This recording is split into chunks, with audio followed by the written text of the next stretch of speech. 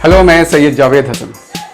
साल 2007 में गुजरात विधानसभा चुनाव के दौरान तत्कालीन कांग्रेस अध्यक्ष सोनिया गांधी ने राज्य के मुख्यमंत्री नरेंद्र मोदी को गुजरात दंगे की पृष्ठभूमि में मौत का सौदागर कहा था। 2002 में हुए इस मैसेकर में 1000 से ज़्यादा लोग मारे गए थे, जिनमें अधिकांश मुसलमान थे। जुलाई 2013 में जब मोदी प्रधानमंत्री पद का संभावित उम्मीदवार बन गए थे, न्यूज़ एजेंसी राइटर ने उनसे पूछा था कि क्या उन्हें गुजरात हिंसा पर कोई अफसोस है। इसके जवाब में नरेंद्र मोदी ने अपनी भावनाएं व्यक्त करते हुए कहा था, अगर कोई गाड़ी चला रहा है और हम पीछे बैठे हैं, ऐसे में एक कुत्ते का पिल्ला चक्के के नीचे आ जाता है, तब क्या तकलीफ नहीं होगी? हाँ, बिल्कुल होगी। मैं चीफ मिनिस्टर हूँ या नहीं, मैं एक इंसान हूँ। अगर कहीं कुछ बुरा होता है तो दुखी होना स्वाभाविक सी बात है। जब यही नरेंद्र मोदी 2014 में प्रधानमंत्री बन गए, तब उन्होंने कुत्ते के पिल्ले को ईद की मुबारकबाद देना पसंद नहीं किया। उस साल उन्होंने नेपाल के पशुपतिनाथ मंदिर में पूजा पाठ तो किया था, लेकिन देश के मुसलमानों को उनके सबसे बड़े त्यौहार की बधाई देना ज़रूरी नहीं समझा था। लेकिन 2020 में जैसे चमत्कार हो गया। महज एक हफ्ते के अंदर मोदी जी ने 3 ऐसी बातें कहीं जिसकी अपेक्षा नहीं थी। 19 अप्रैल को उन्होंने कहा कि कोरोना धर्म, जाति, नस्ल देखकर हमला नहीं करता। 25 अप्रैल को उन्होंने मुसलमानों को रमज़ान की मुबारकबाद दी। उन्होंने उम्मीद जाहिर करते हुए कहा कि ये पवित्र महीना अपने साथ दया, सद्भाव और करुणा लेकर आए। 26 अप्रैल को हैरत की इंतहा हो गई।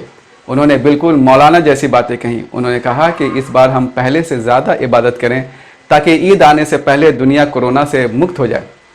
सच पूछे तो मुझे इनमें से कोई भी बात स्पंदित, आकर्षित नहीं करती। मुझे हर एक वाक्य में बनावटीपन का एहसास होता है। शब्द भावनाओं से खाली नजर आते हैं।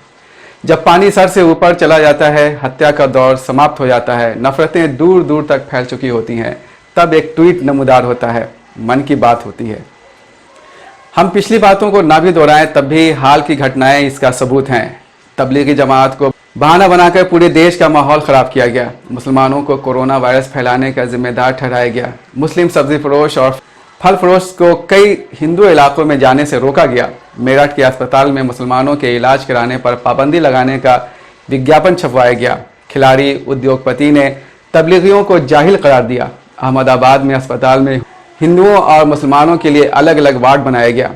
यहाँ तक कि महाराष्ट्र के पालघर में 2 संतों की हुई हत्या के लिए मुसलमानों को दोषी ठहराया जाने लगा। कोरोना वायरस जैसी जानलेवा बीमारी से लड़ने के दौरान ये सब होता रहा है, लेकिन प्रधान सेवक के मन में कोई विचार उत्पन्न नहीं हुआ।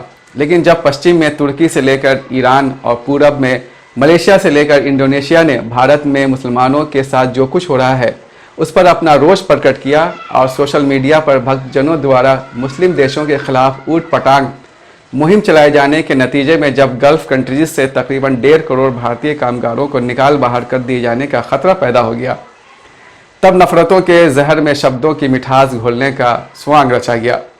लेकिन ये नफरत बीजेपी के लिए सियासी अमृत के समान है। वो नफरत को एक्सप्लॉइट करती है, उससे फ़ायदा उठाती है। कांग्रेस अध्यक्ष सोनिया गांधी ने 23 अप्रैल को ठीक ही कहा कि जिस वक्त हम सबको कोरोना वायरस से एकजुट होकर मुकाबला करना चाहिए, ऐसे वक्त में बीजेपी सांप्रदायिकता और नफरत का वायरस फैला रही है। सत्ता में बैठे लोग भले ही सोनिया गांधी के बयान को पॉलिटिकल स्टेटमेंट कहकर खारिज कर दें, लेकिन सेंट्रल मिनिस्टर नितिन गडकरी की बातों को आप कैसे नज़रअंदाज कर सकते हैं?